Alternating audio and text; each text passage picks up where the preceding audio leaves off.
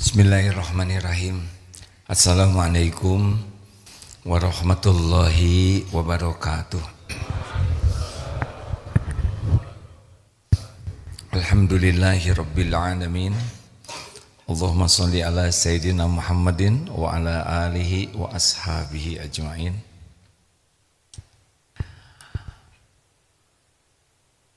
Alhamdulillah. Allahumma inni as'aluka ilman nafi'an wa rizqan tayyiban wa amalan mutaqabbalan. Allahumma a'inna ala dzikrika wa syukrika wa husni ibadatik. Ya Allah, Allahumma inna nas'aluka imanan kamilan wa yaqinan sadiqan wa qalban khashi'an wa lisanan dzakiran. Ya muqallibal qulub tsabbit qulubana ala dinik. Rabbana la tuzigh qulubana ba'da idh hadaitana wa hab lana min ladunka rahmah innaka antal wahhab. Ya Allah, berkahi majlis ini. Jadikan kami jadi ahlul yakin padamu. Jadikan setiap kesibukan kami menjadi zikir terhadapmu. Catatkan jadi amal soleh yang Engkau terima, ya Allah. Ya Allah, berkahi sisa umur kami ini. Rabbana taqabbal minna ya Allah, innaka antas samiul alim. Amin ya rabbal alamin. Sayang kalau tidak doa, hadirin. Karena yang menguasai segala kejadian adalah Allah. Mau jungkir balik bagaimanapun, tetap saja apapun hanya bisa terjadi dengan izin Allah. Makanya doa, karena ad-du'a huwal ibadah. Doa itu ibadah. Makin banyak doa, makin banyak ibadah, makin disukai Allah. Orang yang tidak suka berdoa, dia sombong, tidak disukai Allah. Baik hadirin, ada doa Allahumma inni a'udzubika minal hammi wal hazan. Ya Allah, saya berlindung kepadamu dari galau, cemas, dan sedih. Cemas itu sesuatu yang belum terjadi. Jadi kita berlindung kepada Allah dari sikap hati yang selalu cemas dengan yang belum terjadi. Hati kita itu dibulak-baliknya oleh Allah. Kalau Allah bikin cemas, udah sengsara saja. Kalau Allah bikin tenang, tenang. Kita harus berlindung nih dari anxiety atau yang kecemasan yang terus-terus tuh, bacem, banyak cemas, atau GTA, galau tiada akhir, liwe lirwai. Nah yang kedua, sedih. Kalau sedih ini sudah terjadi, tapi kita tidak bisa nerima, tidak bisa move on. Ini dua-duanya merupakan ciri iman yang kurang. Allahumma inni a'udzubika minal hammi wal hazan wa a'udzubika minal ajzi wal kasal. Nah ini dia. Dari lemah dan malas. Apa bedanya lemah dan malas? Kalau lemah dia ingin tapi tidak mampu. Kalau malas, dia mampu tapi dia tidak mau. Ini luar biasa, doa ini paten ya, sederhana. Berlindung kepada yang belum terjadi, yang berupa kecemasan, berlindung ke Allah daripada kita tidak bisa move on. Dan kita juga mohon ke Allah berlindung dari ketidakberdayaan, kelemahan. Kita mau tapi tidak mampu. Ini masalah nih ya. Seperti Bapak kan mau ya titik-titik, tapi kan ketawa apa ini beda beginian. Bapak kan banyak maunya tapi belum tentu mampu. Sama lah, kita banyak yang kita mau tapi apa daya, aku belum mampu. Nah ada juga yang mampu tapi tidak mau. Contoh, mampu tahajud, dia tidak tahajud. Mampu baca Quran, dia tidak mau baca. Mampu ke masjid, dia tidak ke masjid. Padahal jogging kuat 10 km. Bersepeda 50 km kuat. Ke kantor jauh kuat. Ke luar negeri kuat. Ke masjid tidak kuat. Berarti ini lemah apa nih? Siapa yang nyebut lemah syahwat kan? Lemah iman. Orang kuat ke masjid itu berbanding dengan kekuatan iman. Kalau yakin ini disukai Allah, berangkat dia. Walau gunung kan kudaki, lautan kuseberangi. Begitulah. Nah sekarang kita harus doa terus, ini gak boleh main-main ini. Karena banyak potensi kita yang tidak berbuah gara-gara kita malas. Saya akan membahas ini tentang malas ini ya. Apa sih yang menyebabkan orang bisa malas? Yang pertama, seorang pemalas itu namanya gejek, nggak jelas, ya. Nggak jelas tujuan hidupnya, gajel, nggak jelas, dia nggak pugu hidupnya. Karena orang yang selalu bersemangat itu yang jelas. Ini bapak-bapak dari mana nih Pak? Dari Bank DKI kemarin. Kesini walaupun udah pensiun kesini. Kenapa? Jelas. Mau apa kesini? Ada yang dituju, benar? Makanya mau ngongkos, mau capek-capek, mau tidur di mana? Tidur di mana semalam? Oh enak dong. Ya udahlah. Inilah SSG, santri siap guna. Itu latihan tuh Pak, berangkat dari luar kota ke sini. Ada yang dari Surabaya dulu setiap pekan datang ke sini. Luar biasa. Mengeluarkan biaya, waktu, tenaga. Kenapa? Karena jelas tujuannya. Saya ingin berlatih, saya ingin meningkatkan iman, saya ingin meningkatkan amal soleh saya. Karena udah jelas, maka orang-orang pemalas tuh gak jelas. Jadi orang-orang yang kurang jelas biasanya karena kurang paham agama, bukan tidak tahu ya. Lalu karena tidak ada motivasi diri, kemudian ya ada juga sih yang jadi malas tuh karena kecapean. Ya seperti bapak-bapak ini ya, jauh, ada saya mau udah pensiun, capek ya udah, tuh sok kalau nggak mau lama-lama di dunia ini silahkan ya. Terus siapa yang suka malas? Yaitu yang punya kebiasaan menunda. Nah, orang-orang yang memang tidak gercep. Sekarang kan ada itu ya, gerak cepat. Dalam Islam, amalan yang dicintai Allah as-sholatu ala waktiha. Jangan main-main dengan telat ya, aib. Kami mencoba di pesantren ini menanamkan telat itu aib. Ini telat nih. Emang harusnya jam 5 siaran ini, tapi subuhnya baru berakhir. Ada alasan, tapi ya. Biasanya jam 5 tank sudah, tapi nanti yang lain-lain tank.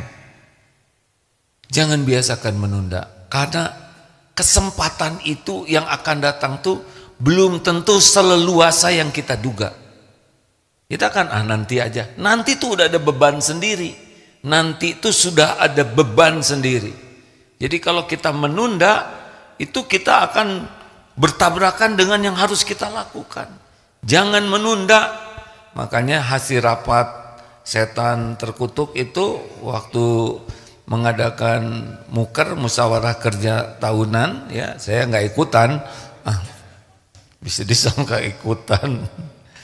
Katanya begini, disepakati oleh para setan sedunia bahwa ada satu patah kata yang favorit, yang kalau dibisikkan orang yang dibisik itu bahagia dan efektif untuk membuat orang tidak beramal. Tahu bisikannya apa? Ntar gitu. Ntar. Nah, udah bikin PR belum? Ntar Bu. Sama. Pak ke masjid? Ntar. Udah baca? Ntar lagi. Ntar. itu hasil kesepakatan katanya, ya, bahwa ini adalah entar itu sebuah kata yang paling efektif untuk membuat manusia tidak beramal. Makanya gercep, gerak cepat, ya. Kalau sudah waktunya jangan ditunda. Siapa lagi yang bekal pemalas? Adalah orang yang terbuai oleh kenyamanan. Makanya nyaman-nyaman itu jebakan loh Pak. Kursi nyaman, tempat tidur nyaman. Coba sekali-kali Bapak tidur di atas batu, cepat bangunnya ya. Empuk, AC, selimut tebal, bantal dibuat dari bulu apa? Bulu badak atau apa yang wah, bulu angsa, aduh. Itu benar-benar kenyamanan itu salah satu yang membuat orang jadi pemalas. Makanya orang tua yang kaya raya, yang anaknya segala dicukupi, segala nyaman, itu lemah anak tuh cenderung. Hati-hati, terlalu banyak kenyamanan, kemudahan itu membuat orang jadi cenderung pemalas. Segala ada, mau ngapain lagi kerja keras? Ya. Yang kelima, orang itu jadi pemalas karena memang dia tidak disiplin. Apa itu disiplin? Kemampuan untuk melakukan sesuatu yang harus dilakukan, itu disiplin. Kita tahu harus melakukan, tapi kita tidak mau melakukan, maka tidak disiplin. Nah, para pemalas itu tahu, tapi dia tidak melakukannya, maka tidak disiplin. Lalu apalagi yang suka bikin orang males, yaitu gangguan mental dan gangguan emosional. Ya, orang-orang yang tidak stabil jiwanya, ada kecenderungan dia tidak mau melakukan, jadi pemalas. Sedangkan penyebab eksternal, apa sih orang yang bisa membuat malas? Gak boleh ya nyalahin eksternal, tapi setidaknya adalah pertama, orang jadi pemalas karena dia edik tuh ketagihan teknologi. Jadi hiburan, medsos itu cenderung jadi orang mager, malas gerak dan jadi pemalas. Benar? Jawab hadirin, benar tidak? Anteng aja dengan HP. Kalau orang sudah mager, ceger. Nah, ngarang ini baru. Apa ceger? Cepat gering. Ya kan, malas gerak jadi gangger, gampang gering. Hati-hati nih, terutama kaum aki-aki, the geng ya, gengki, geng aki-aki. Kita harus tetap banyak gerak nih Ki, karena kalau kurang gerak, ya kita akan lebih banyak bermasalah nih. Saya berani bicara begini karena kita satu itu ya, satu geng, namanya gengki, geng aki-aki ya, geng kileh lah ya, geng aki-aki soleh, mau gitu. Kalau jangan geng kili, geng aki-aki liar, nggak boleh itu ya. Nah, Bapak Ibu yang baik, jalan kaki itu saya tanya nih ke yang ngerti, minimal 6.000 7.000 langkah sehari. Ya, habis makan kira-kira setengah jam bergeraklah, terutama yang punya masalah diabetes atau kolesterol, ya itu penyakit senior ya. Gerak. Orang-orang yang kurang gerak, Allah akan memberikan banyak ujian. Rasulullah SAW olahraganya ada berapa? 1, jalan. Rasulullah tuh pejalan kaki. 2, berkuda. Wah, kami nggak ada kudanya. Kuda lumping lah beli. Astagfirullah, kenapa saya jadi nakal begini pagi ini? Ini gara-gara ada gengki nih, merasa banyak friend. Biasanya saya merasa tua Pak karena santri semua, sekarang jadi merasa remaja lagi. Ini nih gara-gara ada geng senior. Tadi saya ngomong apa ya? Olahraga Rasul. Memanah. Apalagi Rasulullah menganjurkan berenang. Jalan, berkuda, memanah, berenang, paling ini yang paling memungkinkan ya. Ada lagi apa?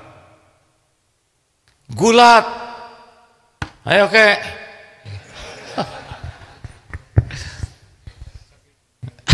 Sakit pinggang. Artinya aktif lah. Lanjut. Jadi hati-hati yang di rumahnya serba canggih, serba enak, serba mudah, internet cepat, TV-nya lebar, alat-alat teknologinya canggih, bisa mager itu. Kejebak, nancep aja di sana, pagi, siang, malam. Apalagi yang bisa membuat orang jadi malas, lingkungan yang kurang tanggung jawab. Dia tidak serius nih, pengen sehat, pengen berkualitas, dia tidak serius. Jadi orang yang, lalu apa aja sih kerugian kalau kita jadi pemalas? Yang jelas dari segi nama aja udah gak ada wibawa. Kilas, aki-aki malas. Maaf ya. Astagfirullah. Saya kenapa jadi nakal begini? Ini nanti ini di belakang saya duduknya. Ini auranya mengganggu saya.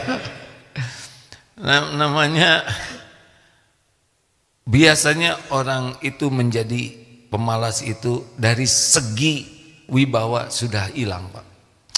Orang itu pemalas.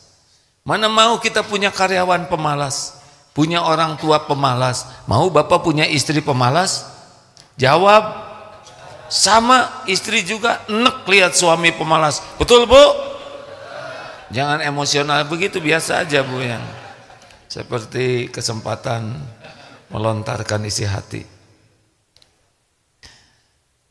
Apalagi para pemalas, selain citra nama baiknya rusak, yang kedua dia akan banyak kehilangan kesempatan. Kesempatan bisa tidak datang 2 kali loh, Pak. Kita malas ke masjid, kehilangan sholat subuh, berarti kita kehilangan pahala sholat semalam suntuk. Kita malas tahajud, kehilangan dijamu secara spesial oleh Allah di penghujung malam, saat mustajab doa, saat diampuni, saat diberi harapannya. Malas tahajud, hilang saat mustajab. Jadi para pemalas itu dia akan kehilangan sesuatu yang sangat bernilai bagi dirinya. Malas saum, malas sedekah. Sedekah itu penolak bala, sedekah itu penggugur dosa, sedekah itu pembuka berbagai karunia. Malas baca Quran. Kemarin hari Kamis ada seorang ustadz, semoga Allah merahmati beliau. Sudah ceramah, beliau datang. Saya akan cerita hikmah. Saya didiagnosa kanker. Saya kurang tahu, saya kurang ingat, maaf. Kanker. Saya berusaha meminta tolong kepada Allah dengan membaca surat Al-Baqarah. Alhamdulillah 20 hari saya baca surat Al-Baqarah, tiap hari selesai. Ketika saya diperiksa lagi, sudah hilang potensinya. Allahu Akbar. Beliau cerita begitu. Semudah bagi Allah. Yang menciptakan kanker Allah, yang menghilangkannya juga Allah Subhanahu wa taala. Setiap sel di tubuh kita adalah Allah yang menciptakan. Surat Al-Baqarah itu 2 juz 4 lembar ya. Jumlahnya 286 ayat, 2 juz 4 lembar, 24 lembar. Berapa kata? 6.121 kata. Berapa huruf surat Al-Baqarah? 25.500. 25.500 huruf. Ini surat panjang. Kalau dibaca dengan ikhlas, satu huruf, satu kebaikan dikali 10. Sama dengan 1/4 juta kebaikan. Kalau kita baca surat Al-Baqarah dengan ikhlas, ya. Kita melakukan 1/4 juta kebaikan. Kan satu huruf itu Bismillahirrahmanirrahim itu 19 huruf. Kalau ikhlas kita sudah melakukan 190 kebaikan. Kita baca 1,5 jam surat Al-Baqarah, kurang lebih 1,5 jam ya, yang sudah lancar dan baca dengan benar. Apalagi kalau paham. Allah melihat tidak kita lagi baca Quran? Lihat tidak? 1,5 jam lihat YouTube, lihat ngik-ngok, lihat apa medsos, bablas 1,5 jam tuh nggak kerasa Pak. Orang Indonesia tuh 5,5 jam kok lihat medsos tuh. Gak tahu pensiunan. Oh lebih Pak? Saya tidak boleh bertanya yang menjadi jebakan Batman ya. Allah melihat ini orang membaca Quran, mengatasi malasnya baca Quran. Pasti ada balasannya. Tubuh ini dibacakan Quran, dia akan senang kok. Sel-sel tubuh ini, Allah akan secara syariat lebih tenang hidupnya. Dan mudah bagi Allah menghilangkan penyakitnya. Kenapa orang tidak baca Quran? Jawab aja malas, gimana sih? Aduh, senang sekali ada sebangsa dan setanah air nih. Apalagi nih yang kerugiannya kalau orang tidak bisa mengalahkan malas. Sesudah dia kehilangan kesempatan, ya jelas orang pemalas itu kualitas hidupnya akan menurun. Allah tidak memberikan kebaikan bagi para pemalas. Sukses itu adalah perjuangan dan pengorbanan. Orang malas mana mau berjuang? Orang malas mana mau berkorban? Semua kesuksesan itu disimpan pada perjuangan dan pengorbanan. Rasulullah itu pejuang, Rasulullah berkorban segala hal, tapi tidak ada satupun yang dirugikan. Karena perjuangan dan pengorbanan adalah investasi. Investasi. Ini bapak-bapak, mak-mak kesini, pakai perjuangan tidak? Oh, berjuang kami ini. Aduh, lama di jalan, macet lagi.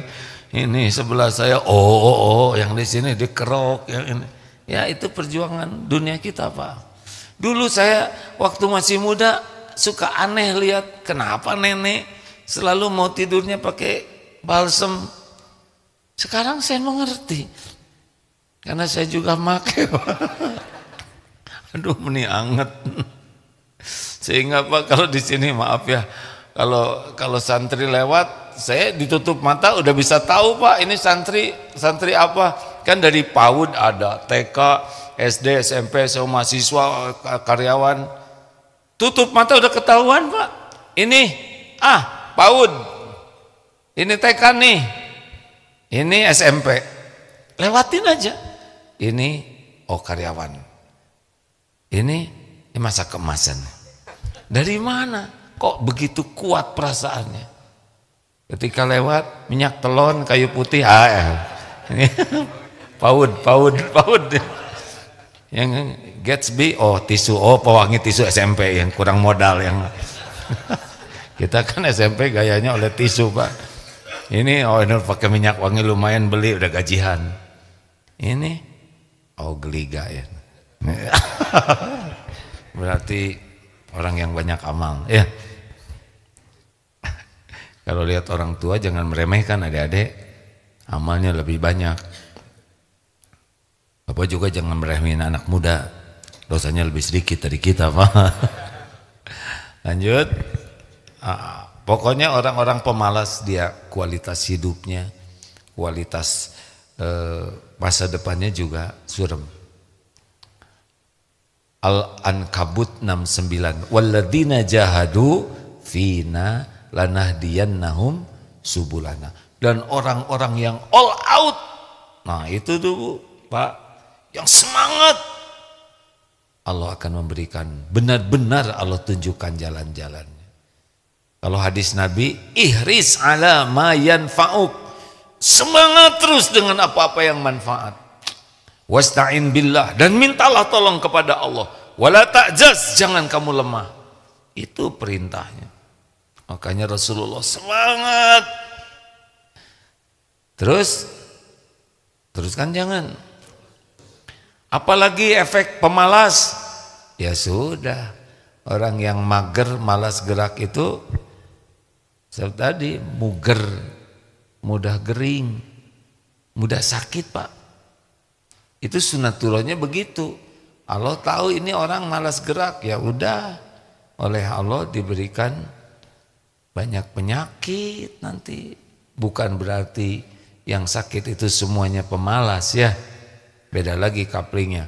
Kalau belum sakit, kita malas, kita terancam sakit. Tapi lihat orang yang sedang sakit, husnuzonnya, sedang diampuni dosanya oleh Allah, sedang diangkat derajatnya dengan kesabarannya. Ya, ayo semangat, bergerak terus.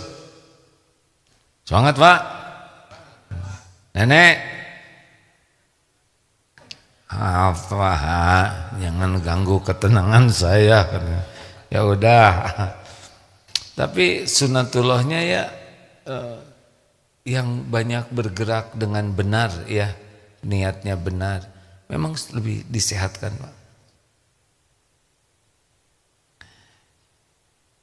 Apalagi yang keempat, orang yang mager, yang pemalas itu mesti jauh dari Allah Pak. Malas tahajud, malas ke masjid, malas baca Quran, malas ke majelis taklim, malas kumpul dengan orang-orang soleh. Sudah, iman turun. Kalau iman turun, GTA galau tiada akhir. Kalau iman turun, akhlak jadi jelek. Kalau akhlak jelek, pasti tidak bahagia. Makanya orang-orang para pemalas itu sulit hidup bahagia. Dia merasa bahagia padahal tidak bisa bahagia. Dan yang jeleknya dari pemalas itu, hidupnya jadi bergantung ke orang lain. Ada di antara kita yang tidak bisa tidak menjadi bergantung ke orang, karena tubuhnya oleh Allah diuji dengan beberapa keterbatasan. Tidak bisa jalan, tidak bisa bergerak, sehingga mau tidak mau ada bergantung. Tetapi beda. Kalau orang yang lumpuh, tidak berdaya, dia kuat ibadahnya, kuat zikirnya. Saya mohon maaf ya Pak, semoga Allah tidak berlebihan. Adik saya lumpuh Pak dulu. Adik yang ketiga ini oleh Allah diuji sakitnya progresif. Dari bisa jalan jadi pincang, lama-lama jadi tidak bisa jalan, hanya bisa duduk. Tapi Pak, maaf ya, saya mohon maaf, semoga Allah mengampuni ini. Tapi tiap malam tahajud ini adik ini, walaupun sudah tidak bisa bergerak, tahajud, nanti dimiringkan badannya tuh ke masjid, bagaimana? Digotong, sehingga di masjid itu dibaringkan seperti mayat. Adik tuh Pak berbaring aja.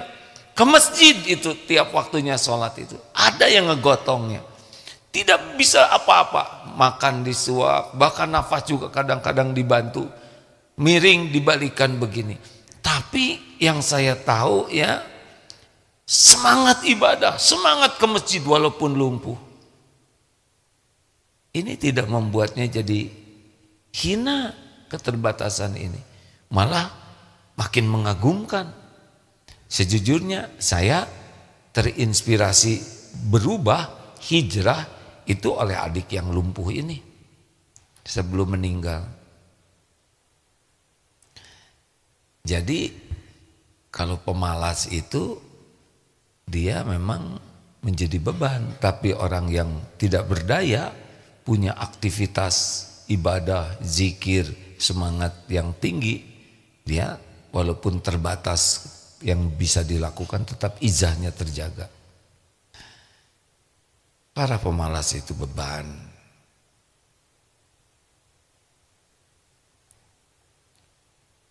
Nah, apa jadi pada ngelihat saya kayak gitu? Ayo semangat. Semangat tidak nih? Harus punya goal.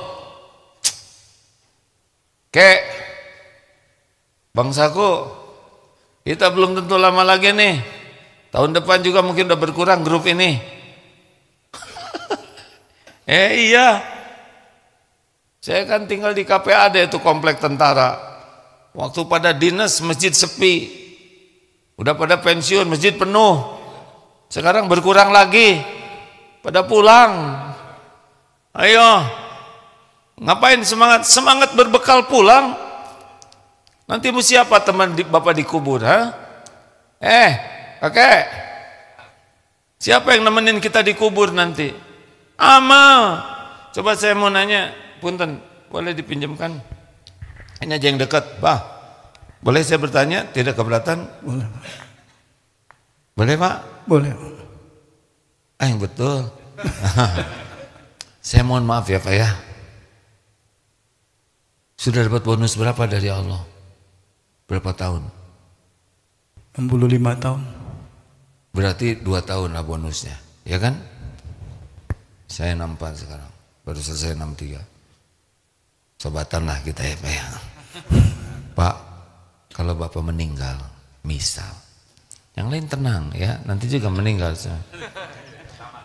Pas udah dihitung Pak, misalkan, ternyata minus, ibadah sholat gak khusyuk, ngaji gak bisa, sedekah sisa uang, kebaikan dikit, minus, sedang dosa banyak.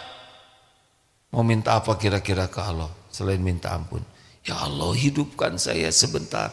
Misal diijabah ya Pak ya, Bapak dihidupkan oleh Allah sebulan lagi, mau diapakan sebulan itu Pak? Dihidupkan, mau ngapain sebulan? Beribadah semaksimal mungkin. Beribadah semaksimal mungkin. Setiap waktu mau diisi begitu Pak? Insya Allah. Mau ngobrol sembarangan tidak? Tidak. Tidak. Mau lihat-lihat medsos gitu? Tidak. Mau ingin tahu politik dunia? Kan? Sedikit. Sedikit aja.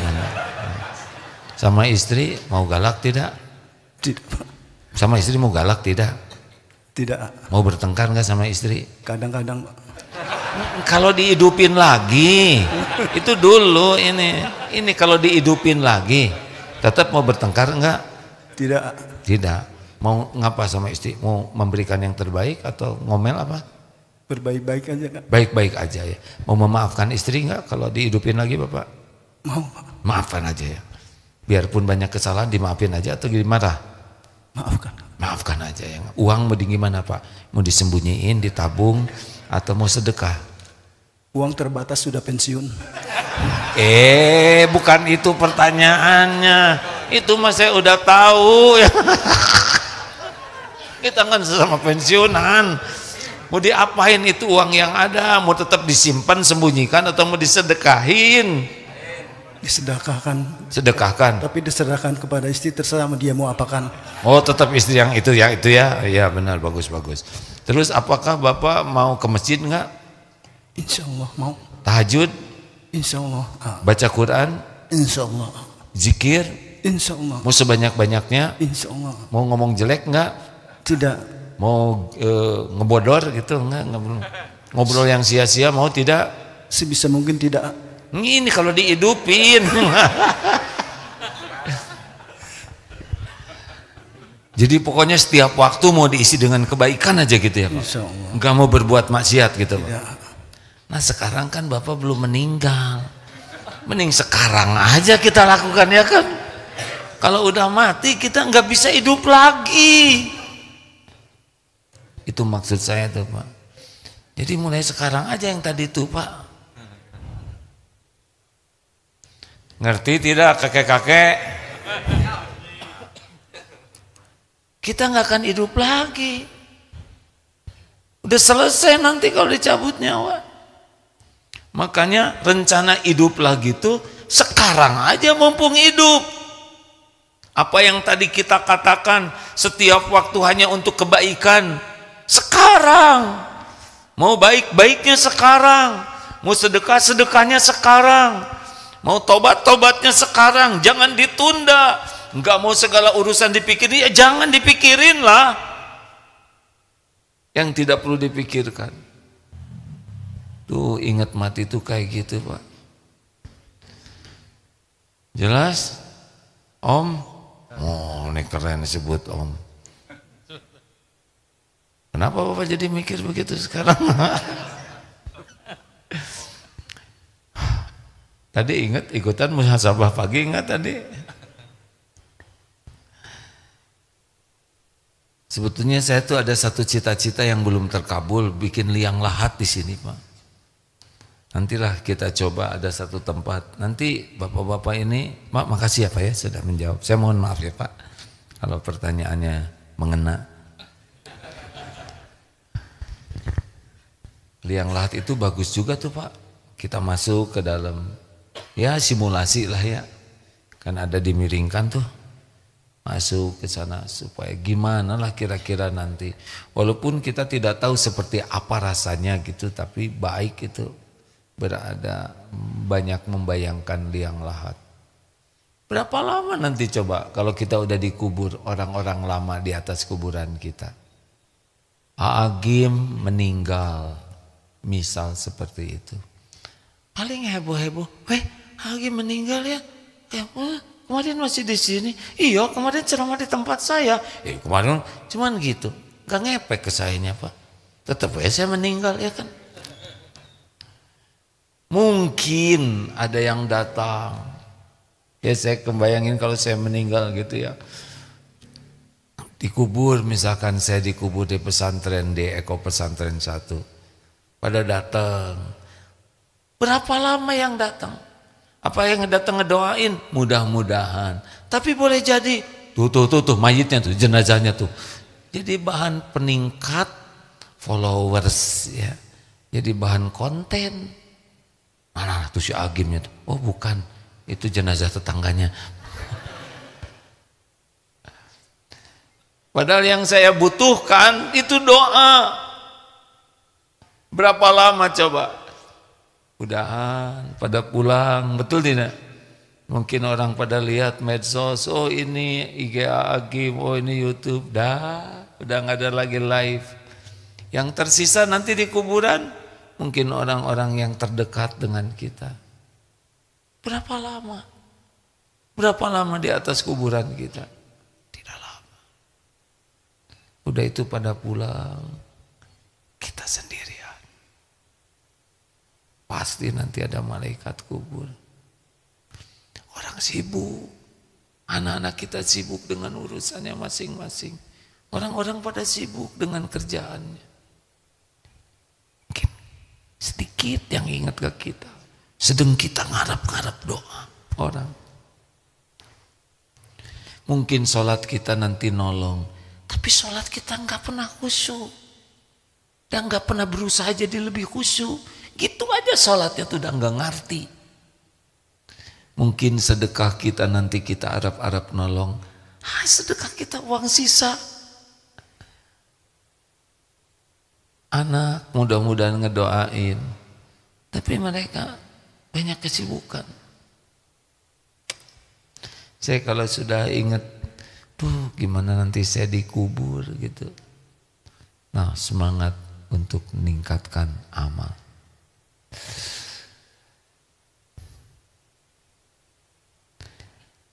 Dengar ya adik-adik, meninggal itu tidak harus tua, ya. Tidak sedikit. Yang Ustadz usia berapa? 33? Setengahnya. Ada yang 34 loh Ustadz. Siap. Terima kasih hadirin sekalian, maaf ya, amalkan doa yang tadi, Allahumma inni a'udzubika minal hammi wal hazan wa a'udzubika minal ajzi wal kasal wa a'udzubika minal jubni wal bukhl wa a'udzubika min Ghalabatid daini wa qahrir rijal. Nanti kita bahas selebihnya ya. Kita harus berlindung kepada Allah nih dari penyakit pengecut dan bakhil, dari lilitan hutang dan kejahatan orang-orang. Sing semangat terus dalam hidup ini. Jangan menunda. Jangan menunda apa yang bisa kita lakukan kebaikan sekarang aja. Nanti saya mau minta maafnya waktu lebaran. Emang lebaran masih hidup? Hah? Nggak ada jaminan lebaran masih hidup. Sekarang siapkan persiapan buat Ramadan, diniatkannya dari sekarang. Saya Ramadan mau nyumbang beras 1 ton misalkan, ya. Uangnya belum ada, cari. Walaupun belum dapat uangnya, niatnya udah ada. Saya mau nyumbang sarung, mau nyumbang Quran, mau nyumbang buat tajil. Oh iya, bagi yang akan itikaf di Darut Tauhid, untuk Ramadan ini tidak ada biaya tambahan, tidak ada pungutan biaya. Silakan itikaf, daftarkan diri sampai selesai. Biasanya malam itu sampai ribuan yang datang, dan tetap akan sarapan, sahur di sini, bukan sarapan, sahur dan buka bisa di pesantren ini. Dari mana biayanya? Ya tuh sing punya rasa malu ya kan, masa kita dibiayain orang? Enggak. Artinya walaupun gratis jangan bahagia. Kalau kita bahagia dengan gratis pada kita mampu, Allah tahu nih kita mampu. Harusnya kan malu kita dikasih orang. Ini saya enggak strategi ini. Ini serius nih Pak. Coba santri Darut Tauhid, mana ini khusus ke santri. Santri, maukah dibagi buku gratis? Hah, jadi mau. Berarti kelas baru nih, ha? Dia belum tahu ilmunya. Emang hati pasti mau sih semuanya. Ini mah yang pakai wibawa. Mau dikasih gratis? Jangan. Kalau kita mampu, jangan mau. Kita bagian ngasih. Kalau kita jiwanya ingin ditraktir, ingin diongkosin, ingin diberi, ini gratis, padahal Allah sudah bikin kita mampu, kita kufur nikmat. Jangan antrian makanan gratis untuk yang tidak mampu. Kita mampu, jangan antri. Kecuali kalau ingin diijabah. Jangan. Makanan gratis untuk siapapun boleh. Buat apa? Untuk jadi pahala kepada yang bersedekahnya. Tapi kalau sudah ada untuk yang tidak mampu, kita jangan. Bagaimana kalau ini gratis kita mampu? Nyumbang supaya kita tidak jadi beban. Nih seperti ini ya. Ini masjid, tiap tempat sholat itu ada kosnya loh Pak. Ada kos ini. Ada biaya perawatan, biaya listrik, biaya gaji, biaya sound system, parfum. Ini ada biayanya. Ini masjid 1 bulan banyaklah puluhan juta biayanya. Nah kita ke masjid sholat enak, enak ya, masjidnya bersih, tapi enggak sedekah. Berarti dia dibiayain orang lain. Jangan. Pensiunan. Walaupun kita pensiunan, namanya gepeng ya, geng pensiun. Aduh astagfirullah. Hari ini saya hari paling nakal ini, gara-gara ada sebangsa. Astagfirullahaladzim. Ya Allah ampun ya Rabb. Pasti dicatat nih omongan saya, dan pasti ada balasannya. Dimaafkan, harus memaafkan. Ya marah lagi Pak.